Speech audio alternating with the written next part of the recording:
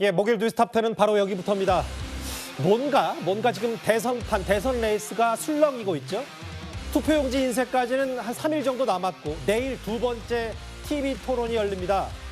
일단 김문수 후보는 이준석 후보와의 단일화에 모든 걸 걸고 있는 이 와중에 여러 여론조사 결과 단일화 압박이 거세지는 이 상황입니다. 일단 이준석 후보가 잠시 뒤에 긴급 기자회견을 자청했는데요. 이준석 후보가 마이크 앞에 서는 대로 바로 국회 소통관 연결을 해보도록 하겠습니다. 이준석 후보의 긴급 기자회견 짚어보기 전에 오늘 새로 나온 여론조사부터 먼저 살펴보겠습니다. 이재명 46, 김문수 34, 이준석 11. 이현정 의원님. 네. 일단 수치상으로 봤을 때 산술적으로 보면 김문수, 이준석 이 두 사람을 그냥 합치면 45 정도가 나온다. 뭔가 지지율 변화가 좀 있긴 있는 것 같습니다. 뭐 선거도 생물이라고 하듯이 변화가 있는 것 같습니다. 아무래도 이게 우리나라 유권자 구조를 보면 진보와 어떤 보수 이게 상당히 이제 좀 상당히 치열하게 붙고 있는 상황 아니겠습니까? 늘 보면 큰 차이는 없었습니다. 예. 자, 그런 상황인데 이제 점점 선거일이 앞으로 다가오면서 이제 10일밖에 남지 않았죠. 자, 그러다 보니 이제 각 진영의 어떤 결집이 이루어진 게 아닌가라는 생각이 듭니다. 특히 이제 그동안 어떤 판단을 유보했던 중도층들이 이제는 서서히 판단을 해 들어가는 이제 그러한 국면인 것 같습니다. 예. 아무래도 이제 특징적인 것은 산술적으로 봤을 때 일단 이 진보 이재명 후보와 그다음에 범보수 김문수 이준석 이 두 사람의 합이 결국은 비슷비슷하게 나타나는 거 아니겠습니까? 예. 물론 뭐 합한다고 해서 그것이 그대로 산수적으로 합해지는 않을 겁니다. 그렇지만 예. 이제 뭔가 해볼 만한 수준이 됐다 이렇게 볼 수 있을 것 같습니다. 그러면 긴급 기자회견 이준석 후보의 말 들어보겠습니다. 대통령 선거에 저 이준석과 개혁신당은 끝까지 이준석 그리고 개혁신당의 이름으로 반드시 승리할 것입니다. 국민 여러분께서 받아보실 투표용지에는 기호 4번 이준석의 이름이 선명히 보일 것입니다. 그 오른쪽 빈칸에 기표용구로 꾹 눌러 찍어주십시오. 여러분의 오늘 그리고 내일에 투자하는 가장 효능감 있는 한 표가 될 것입니다. 최근 모든 여론조사 지표는 이준석으로의 전략적 선택이 이재명 후보를 넘어설 수 있는 유일한 승리의 방정식이라는 사실을 증명해 보여주고 있습니다. 지금 바람이 불기 시작했습니다. 이제 전략적 선택의 시간입니다. 곧 역전의 순간이 다가올 것입니다.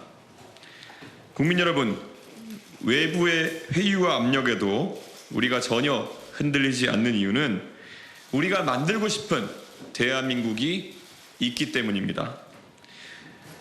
우리가 꿈꾸는 대한민국은 마음대로 돈을 펑펑 써도 괜찮다는 무책임한 포퓰리스트의 세상이 아닙니다. 우리가 만들려는 세상은 합리화, 효율, 그리고 책임이 중심이 되는 정부입니다.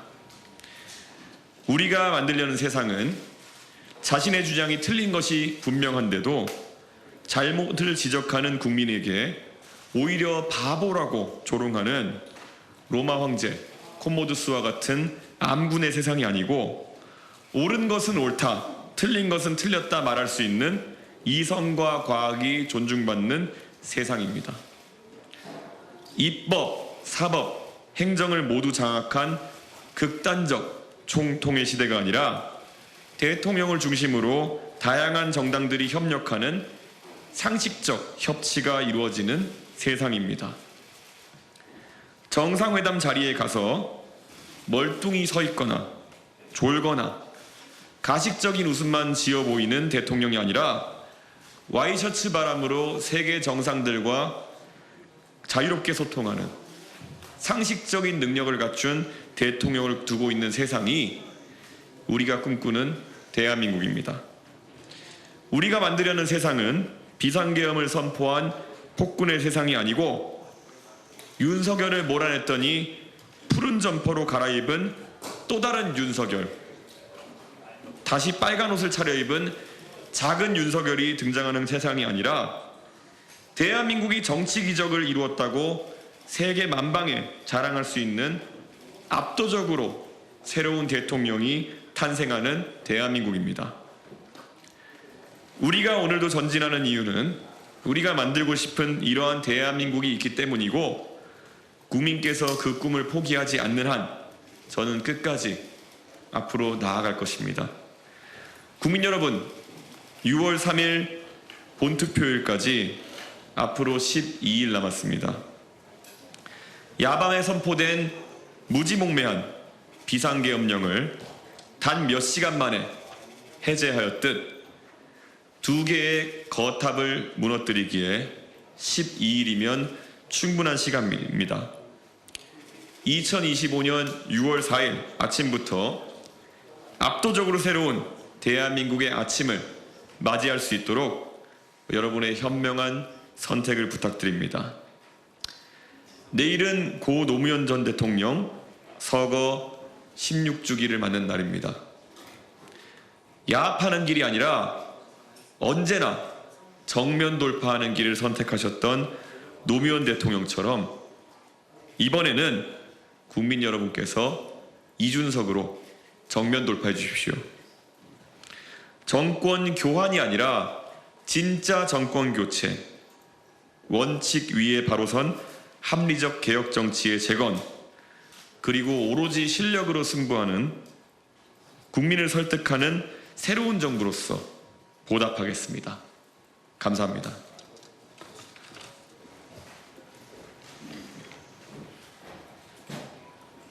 대략 한 5분 정도의 긴급 기자회견, 이준석 후보였습니다. 지금 나오는 두 개의 거탑은 아마 윤석열 전 대통령과 민주당 이재명 후보를 가리키는 걸 텐데 12일이면 충분하고, 앞서 첫 번째 문장은 6월 3일 혹은 사전투표 투표용지에 개혁신당 이준석 4번은 있을 거다라고 했습니다. 백브리핑도 잠깐 한번 들어보겠습니다. 며칠간 저에게 단일화 운운하면서 국민의힘이 가한 행위는 굉장히 모욕적이고, 그리고 이번 선거를 비전의 선거가 아니라 난장판으로 만들려는 시도였다, 저는 이렇게 규정합니다. 특히 그 당의 방송 패널이나 이런 분들이 나가서 방송에서 전혀 확인되지 않은 정보로 선거판을 어지럽힌 것에 대해 가지고는 그분들에게 상당한 책임이 있다, 이렇게 말씀드리겠습니다. 그래서 오늘 제가 오해 소지를 이제 완전히 없애기 위해 가지고 오전부터 제가, 아마 전화 걸어보신 분은 알 겁니다, 모든 전화번호에 대해서 수신 거부 및 차단을 설정해 놓았고, 앞으로 국민의힘의 어떤 인사와도 이 단일화에 관해서 소통하지 않겠습니다.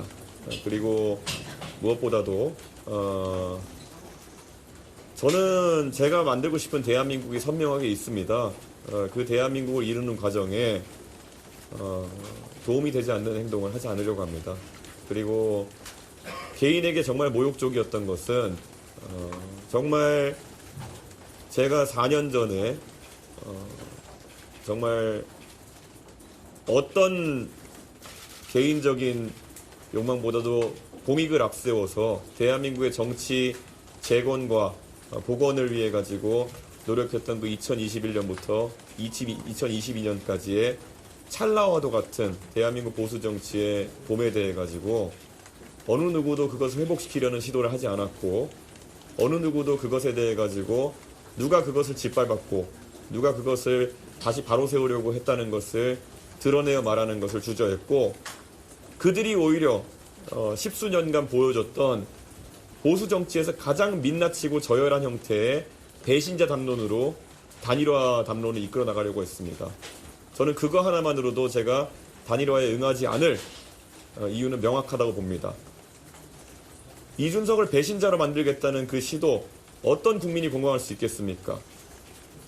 그런데 저는 정말 핸드폰에서 문자 메시지함을 올릴 때마다 무한한 모욕감을 느낍니다. 저한테 2022년도에 상스러운 요구로 문자를 날리던 분들이 그 문자가 지워지지 않은 상태에서 2023년에는 저에게 자살 종용하던 분들이 2025년에는 저에게 읍소하고 있습니다. 그리고 며칠 지나니까 저에게 협박을 하고 있습니다. 이게 어떻게 하나의 사람이, 양심을 가진 사람이라면은 저에게 문자 메시지로 계속 지속할 수 있는 행위겠습니까? 그리고 이런 감정선을 가진 사람들과 무슨 일을 도모할 수 있겠습니까? 저는 단연하게, 단호하게 이런 앞으로 저에게 더 이상 감정을 자극하고 정치를 희화화하는 행동을 하지 말 것을 요구하겠습니다. 부탁하지도 않겠습니다. 그렇기 때문에 이제 개혁신당은 정말 정치를 바로 세우겠다는 일념으로 앞으로 나아가는 것 외에 다른 관심사가 없음을 오늘 이 자리를 통해서 밝히고자 기자회견을 하게 됐습니다.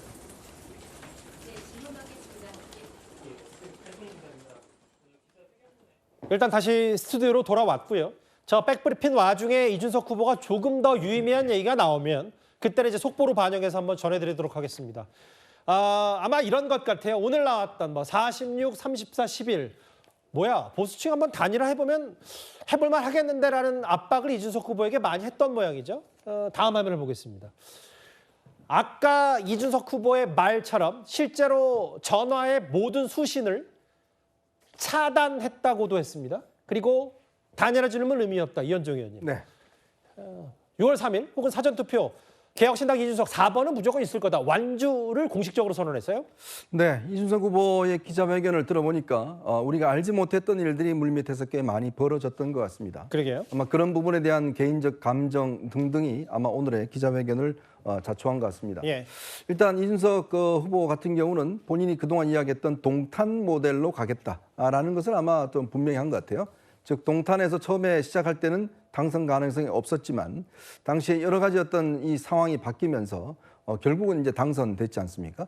이번에도 이제 그런 어떤 동탄 모델을 따르겠다는 그런 취지인 것 같고 예. 이제는 본인이 실리보다는 명분을 이번 선거에서 가져가겠다. 아마 그런 의도가 강한 것 같습니다. 즉 사실 이준석 후보가 나이는 뭐 이 두 후보에 비해서 어리지만 선거 경험은 꽤 많고 또 선거에서 꽤 승리해 본 경험들이 있습니다. 지금 이제 선거판이 흔들리고 있다는 걸 느끼고 있는 것 같아요. 예. 그러면서 이 흔들리고 있는 선거판에서 내가 어떤 이 먼저 움직이겠다라는 그런 취지인 것 같습니다. 그래서 지금 흔들리는 어떤 이 지지층들을 본인에게 흡수하겠다는 전략인 것 같고 예. 두 번째로는 어차피 이번 선거 같은 경우는 단일화를 해봤자 그동안 보면 뭐 당권을 주겠다 뭐 등등 이 친윤들이 많이 전화했다는 거 아니겠습니까? 예. 다 본인이 경험해봐도 소용이 없다는 것이죠. 결국 김문수 후보나 지금 국민의힘이 변화되지 않았다. 어허. 자, 지금 이 선거를 앞두고서 친윤들과 윤석열 전 대통령과 절연하지도 않고, 예. 자 계엄과 탄핵에 대해서 그렇게 썩 반성하지도 않았고, 그러니까 본인이 거기 들어갈 수 있는 하나의 어떤 자락도 깔려 있지 않은 상황에서, 그게 합이라고 보는 거고요. 그렇죠. 그러면. 들어갈 경우는 이준석도 똑같구나. 결국 권력을 위해서 뭔가 본인의 명분을 버리는구나. 이런 인상을 받을 수 있다는 예. 거죠. 그렇기 때문에 노무현 전 대통령이 이야기를 한 것도 노무현 전 대통령이 당시에 종로에서 10개 국회의원을 다시 할 수 있는 것을 버리고 결국 부산으로 내려가서 그다음에 떨어지고 그다음에 결국 대선에서 성공했지 않습니까? 예. 이제 그런 걸 이야기하는 것도 본인이 이 선거에서 결국 명분을 얻고 그 자기의 어떤 정신을 얻어서 여기서 선전한다 그러면 충분히 앞으로 가능성이 있을 것이다 라는 아마 결단을 내린 것 같습니다. 최진봉 교수님, 사실은 이게 여기 보면 정치공학적 단일화 이야기 등 불필요한 말씀을 주시는 분들이 많아서 모든 전화 수신을 차단하겠다. 저는 저 기자회견을 듣기 전까지만 해도 이준석 후보가 그만큼 단일화는 없다는 결연한 의지만 보여주는 줄 알았는데 그게 아니라 기자회견 첫 번째 백브리핑 내용은 예전에는 그렇게 본인에게 협박했던 사람들이 지금 와서 이 대표, 이준석 의원 우리 단일화 해야지. 합치면 이길 수 있다라는 읍소가 정말 자괴감이 들었다 이런 표현을 하는 것 같아요. 당연히 그럴 수밖에 없죠. 본인 얘기하잖아요. 본인의 휴대전화에 메시지가 남아있다고 그러지 않습니까? 그 사람이 보낸 메시지는 남아있는 거잖아요. 그 내용과 다음번에 온 메시지의 내용이 전혀 다르다고 하면 자괴감이 들죠. 예. 이게 뭐 하는 행동인가 이런 행동이 이런 생각이 들지 않겠습니까? 이준석 후보 입장에서는 본인을 쫓아내고 본인을 그렇게 막 공격을 해야 되는 사람들이 갑자기 이제는 단일화 안 한다고 처음에는 읍소하더니 나중에는 압박까지 하고 있다잖아요. 예. 아까 뭐 중간에 들은 얘기는 제가 입으로 옮기기 어려울 정도로 그런 말까지 하던데 예. 그런 일을 했던 사람들이 어떻게 얼굴 하나 안 바뀌고 저런 얘기를 하는지 잘 모르겠어요. 친윤이라고 하는 분들은 정말로 저분들은 그냥 정치적으로 그냥 자기 이익만 있으면 어떤 사람이 어떤 고통을 받든 관심도 없는 거 아닌가 이런 생각이 들 정도입니다. 이준석 후보 입장에서는 그런 배신감에 대한 어떤 실망 또 그런 배신감이 있기 때문에 예. 그들과 다시 하는 것은 어렵다고 보는 것 같아요. 그래서 사실은 김문수 후보가 이게 후보가 된 게 또 문제 있다고 저는 봐요. 뭐 어렵다고 결론적으로 얘기한다고 하면 왜냐하면 사실은 이런 부분에서 공유할 수 있고 명분을 같이 할 수 있는 사람이 후보가 됐다고 하면 이렇게 어려움이 없을 거라고 저는 보거든요. 뭐 계엄에 반대했거나 탄핵에 찬성했거나. 그렇죠. 예. 그런데 그게 아니고 예. 이거는 뭐 정반대 입장을 보인 사람들과 다시 손을 잡는다. 문제는 지금 10%대로 나오고 있는데 이 지지율이 어디서 나오는 겁니까? 이준석을 지지하는 사람들 아니에요? 예. 그 사람들은요. 친윤 이런 사람들 정말로 싫어합니다. 그분들에 가서 커뮤니티 같은 데 가서 보면요. 예. 그리고 탄핵에 반대하고 그다음에 비상계엄을 옹호했던 사람들에서 엄청난 반감을 갖고 있어요. 그 사람과 손을 잡는 것을 과연 지지자들이 계속 옹호해 주겠냐는 거죠. 그러면 산술적으로 숫자를 합쳐서 원하는 지지율을 끌어낼 수 있을까? 이 부분에서 의문이 있기 때문에 예. 그런 점에서 선을 긋고 있는 게 아닌가 이런 생각이 듭니다. 일단 본인은 절대 단일화는 없다. 그리고 알려지지 않았던 뭐 친윤 의원들의 본인 휴대전화로 문자 오고 전화해서의 압박 이런 덜 알려졌던 사실까지 공개하면서 완주 의사를 분명히 했는데 오늘 아마 여러 여론조사가 이준석 후보의 긴급 기자회견 자청의 변곡점이 됐을 수도 있어요. 또 다른 여론조사 보겠습니다. 조혁진 변호사님. 네네. 아까 이준석 후보가 11%를 기록한 여론조사 말고도 또 다른 여론조사가 있어요. 김문수 후보, 이준석. 그러니까 48, 38, 9.4.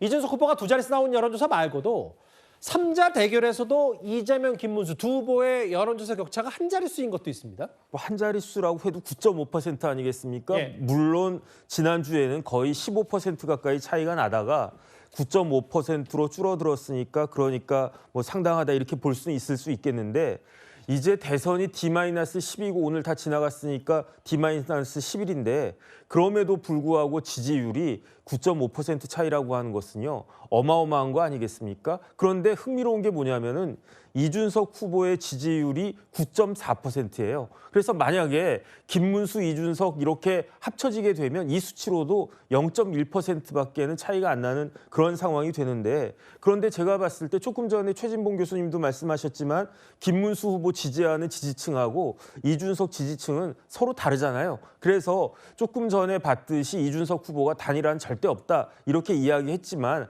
하지만 만약에 단일화가 된다라고 하면 예. 시너지가 있을 것이고 거기에다가 모멘텀도 있을 것이다. 그런데 그렇기 때문에 어쨌든 결국에는 단일화는 이준석 후보의 이제 결단할 문제인 것 같은데 예. 그런데 저는 어떤 생각이 드냐면 지난번에 문재인 대통령 됐을 때 예. 그때 홍준표, 안철수 후보가 단일화가 안 됐었어요. 예. 그 만약에 그때 단일화 됐었으면은 단일화된 사람으로 대통령 될 가능성이 상당히 높았을 거라고 지금에 와서는 그렇게 보여지는데 그런데 그때는 홍준표 후보나 안철수 후보나 사실 차이가 크지 않았단 말이에요. 그런데 그렇기 때문에 그때 왜 단일화를 못했느냐라고 홍준표를 비난하겠습니까? 안철수를 비난하겠습니까? 그런데 이번엔 좀 상황은 다르지 않을까? 이준석 후보가 의미 있는 득표를 한다라고 하면 모르겠는데 예. 만약에 저 9.4가 아니고 실질적으로 그 대선을 갖다 봤는데 상당하게 숫자가 적어진다라고 하면 그러면 이준석 후보의 정치적 입지가 어떻게 될 것인가. 어찌됐든지 간에 제 개인적인 생각은 내일 TV 토론 있잖아요. 예. 내일 TV 토론이 굉장히 중요할 것 같다. 그런 생각 그러니까 이준석 후보로서도 쭉 완주만 하기에는 아직은 좀 부담스러운 상황이다 이 말씀을 하시는 거네요. 저는 그럴 가능성이 높다라는 생각이 듭니다. 예. 그런데 일단은 단일화는 절대 없다고 선을 확실히 확 껐기 때문에 뭐 그럼에도 어제 저희 채널A나 혹은 여러 여론조사의 양자 대결 구도도 많이 여론조사에 회자가 되고 있어요. 장유희 변호사님. 네. 바뀔 화면을 저와 같이 보실까요? 양자 대결. 이재명, 김문수 48.9 대 39.5. 이재명, 이준석 41.2 대 31.3. 이 부분도 양자 대결도 결국은 전반적으로 봤을 때 보수층이 결집하고 있다. 뭐 이런 분석은 가능하겠어요? 그렇게 보는 게 맞을 것 같고요. 이른바 샤이 보수, 샤이 김문수 전 충분히 있다라고 생각합니다. 저희 과거에도 박근혜 전 대통령이 탄핵된 이후에 굉장히 보수가 집권하기 어려울 거다. 그래서 그 당시에 자유한국당 홍준표 후보가 3위 할 거라는 전망이 상당히 우세했었습니다. 하지만 뚜껑을 열어봤을 때 2위였어요. 아무리 보수가 어려운 상황이라고 하더라도 보수의 어떤 책임으로 인해서 귀책으로 인해서 인해서 대선이 치러지는 조기 대선이라는 점을 감안하더라도 예. 양 진영은 선거일이 가까일수록 상당히 집결할 수밖에 없습니다. 특히나 이 대선 구도에서는 제3세력보다는 정통적인 진보 보수 양당인 민주당, 국민의힘 양쪽으로 지지층들이 사표 방지 심리까지 더해져서 상당히 결속을 하기 때문에 저는 민주당으로서도 끝날 때까지 끝난 것이 아니다. 그리고 국민의힘도 지금 상승세라고 앞서도 말씀 많은 분들이 주고 계시고 예. 계속해서 붙고 있기 때문에 아마 이준석 후보와의 단일화가 되지 않더라도 민주당으로서는 경계심을 좀 흐트러뜨려서는 안 될 것 같습니다. 그러면 이현정 의원님, 뭐 중간 정리하면 이런 거네요. 그 이준석 후보가 오늘 5시 20분에 저희 뉴스탑10 시작 시간과 동시에 긴급 기자회견을 자청한 이유는 본인이 일단 두 자릿수 지지율을 뚫었고 진입했기 때문에 여기서부터는 뭔가 본인이 유권자의 특단의 방법으로 보수층 단일을 하면 지지율이 15%까지는 갈 수 있다. 여기 끊어주지 않으면 안 되겠다. 뭐 이런 심산도 있는 것 같고요. 그렇죠. 뭔가 이제 본인으로서의 어떤 쏠리는 표를 흡수하겠다는 그런 전략인 것 같은데 아마 이준석 후보 입장에서는 그럴 겁니다. 지금 제일 이준석 후보의 중요한 것은 가치와 명분이겠죠. 예. 그 가치와 명분을 지킨다는 거는 사실 이제 국민의힘에 이제 뭐 지금이야 아주 이제 다크난 이야기를 하죠. 당권을 주겠다 이야기를 하지만 누가 당권을 주겠습니까? 그럼 결국은 안에서 했던 본인이 또 경험해 봤지 않습니까? 친윤이라는 사람들의 어떤 이 특성을 지금은 저렇게 달콤한 이야기를 하지만 딱 들어가면 그때부터는 이용당하고 버릴 것이다. 이런 걸 뭐 누구보다 잘 알고 있는 예. 거기 때문에 이제 그러한 선택을 하지 않는 거죠. 지금의 행태를 봐도 그렇고 그리고 김문수 후보가 당내에 또 뭐 영향이 있는 것도 아니고 이제 그런 판단에서는 결국 보수의 어떤 이번 선거 자체가 사실 보수가 하기가 굉장히 어려운 선거다. 그렇다면 보수 재건의 어떤 중심을 본인이 일단 맞서 나가겠다. 그거는 선거에서 지더라도 의미가 있는 패배고 나중에 일단 보수가 재건될 때 본인 중심으로 일단 뭔가 어떤 틀이 짜지는 그러한 것도 아마 저는 계산한 것 같아요. 예. 그래서 지금에서는 뭔가 배수진을 치고 자 그러면 이제 나는 끝까지 간다라고 예. 한다면 선거 전략이나 또 본인을 함께 운동해 주던 사람들의 또 태도도 달라질 거 아니겠습니까? 최근에 이제 당에서 김용남 그다음에 이제 뭐 저 이 허은하 의원들 예. 몇 명이 나갔지 않습니까? 개혁신당에 몸 남았었던 사람들이죠. 개혁신당에 몸 담았던 사람들이 일단 민주당 쪽으로 건너갔기 때문에 본인 입장엔 당을 유지하는 것도 굉장히 중요한 과제일 겁니다. 근데 이제 문제는 2차 TV 토론을 통해서 뭔가 이제 본인에게 지지율이 더 한다면 지금의 기조를 가겠지만 그렇지 않는다 그러면 지금 선거 비용 보전이나 여러 가지 어떤 생각해야 될 문제가 많잖아요. 그럴 경우에는 저는 선택의 방법은 예를 들어서 이 선거를 포기하는 방법. 즉 예를 들어서 이제 지금은 이제 끝까지 간다고 그랬지만 예. 만약에 어떤 그런 이 지지율 자체가 생각보다 오르지 않고 오히려 지금 이 한쪽으로 쏠릴 경우에 예. 김문수를 쏠린다 나타날 경우는 이제 끝까지 완주하는 것이 과연 의미가 있을까라는 부분에 대한 하나의 어떤 변화 가능성이 있는 것이고요. 예. 그럴 경우는 단일화보다는 그냥 선거를 어떤 면에서 보면 이제 후퇴하는 뭐 이런 선택도 충분히 할 수 있는 거죠. 손잡지 않고 그냥 그 그렇죠. 스스로 이제 그냥 끝내는 이런 상황도 있을 수가 있는 것이고 뭐 여러 가지 아마 가능성은 있을 겁니다. 그렇지만 지금의 예. 상황에서는 이준석 후보 입장에서 본다면 지금의 상승세를 타고 있고 이 상승세를 더 확대시키기 위해서는 좀 더 단호한 입장을 보여주는 것이 유리하다. 아마 이런 판단을 내리는 것 같습니다. 두 개의 거탑을 무너뜨리기에 뭐 이틀 그러니까 12일이면 충분하다고 했고 이어지는 백브리핑에서 기자들과의 증문즉답에서는 이재명 후보를 가리켜서 푸른 옷을 입은 윤석열이라는 표현도 썼어요. 이게 아까 장유미 변호사도 인정하셨다시피 일단 보수층이 결집하는 분위기는 분명해 보이기 때문에 그동안 민주당은 이준석 후보를 직접적으로 언급하진 않았었습니다. 그런데 오늘 민주당이 최근에 있었던 단일화 과정과 관련된 얘기를 이렇게 비판했습니다. 직접 한번 들어보겠습니다. 이준석 후보 측이 당권 줄게 후보다워식의 매수 시도를 폭로하자 국민의힘 유상범 의원은 이를 협상의 기술로 두둔했습니다. 범죄 행위에 대한 자백입니다. 후보자 매수 및 이해 유도죄는 명백한 불법이며 실제 사퇴 여부와 관계없이 매수 시도만으로 중범죄입니다. 모르겠어요. 이게 지지율 자체가 좀 요동쳐서 그런지 모르겠지만 최진봉 교수님 예. 보니까 이게 이준석 후보 측이 얘기하는 거잖아요. 친윤들이 이준석 후보에게 당권 줄 테니까 단일화하자, 김문수로 뭉치자 이 발언에 대해서 법적 문제가 있다고 했어요. 그렇게 주장을 하고 있죠. 지금 공직선거법에 아까 말씀 후보 매수 및 이해유도죄라고 하는 죄목에 지금 고소를 했습니다. 저는 이거 뭐 법률적인 문제를 떠나서 저걸 어떻게 얘기할 수 있는지 도저히 납득이 안 됩니다. 예. 무슨 뭐 아니 후보 단일화에 명분을 해가지고 그걸 가지고 당권을 주겠다고 얘기하는 게 있을 수 있는 얘기 야합 아닙니까? 이런 얘기를 서슴없이 하는 것도 도저히 납득이 안 됩니다. 그러니까 친윤이라는 사람들의 생각은 그저 그냥 이길 수만 있다면 수단과 방법을 가리지 않는 거 아니겠어요? 이런 비민주적이고 비양심적인 행동이 어디 있습니까, 세상에?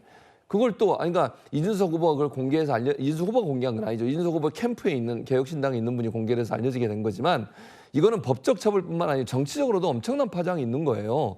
어떻게 당권을 자기들이 뭔데 그걸 주고 뭘 받고 이런 얘기가 가능해진 겁니까? 예. 실제로 예를 들면 후보가 두 사람이 나와서 어떤 사람이 뭐 뇌물을 주거나 뭐 금품을 주고 당신 후보 그만두면 내가 이 정도 줄게라고 해서 처벌받는 경우도 많이 있습니다. 예. 실제로.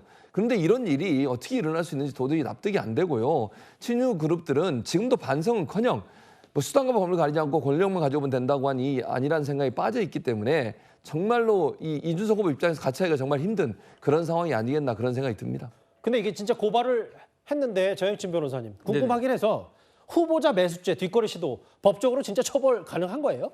글쎄요. 그런데 당대표가 뭐 줄 수 있는 그런 것이겠습니까? 만약에 단일화가 되면 당대표 되는데 유리할 수 있지 않겠느냐. 예. 뭐 그런 정도 이야기는 할 수 있을 것 같고. 그런데 민주당은요. 전 누가 생각나냐면 드루킹 생각나거든요. 갑자기요? 뭐 예. 샌다이 총영사 뭐 그런 이야기 충분히 있지 않았었습니까? 그다음에 울산시장 선거에서도 예. 송철호 후보가 상대 후보 동료 후보한테 같은 민주당 후보한테 이런저런 제안 같은 걸 많이 하지 않았습니까? 그런 것들이 없어야 되겠지만 어쨌든 저런 이야기에 대해서 이런 식의 비판까지 하는 것은 조금 과한 것이 아닌가. 어쨌든 고발했다라고 하니까 예. 형사 절차가 진행될 수 있지 않을까 그 생각은 듭니다. 근데 울산시장 선거 개부 의혹은 제가 기억하기로는 나중에 재판에서 무죄가 나왔는데 일단 네네. 뭐 검찰의 주장은 그랬었고 네. 뭐 그 부분을 너무 확대 해석할 필요는 없을 것 같아요.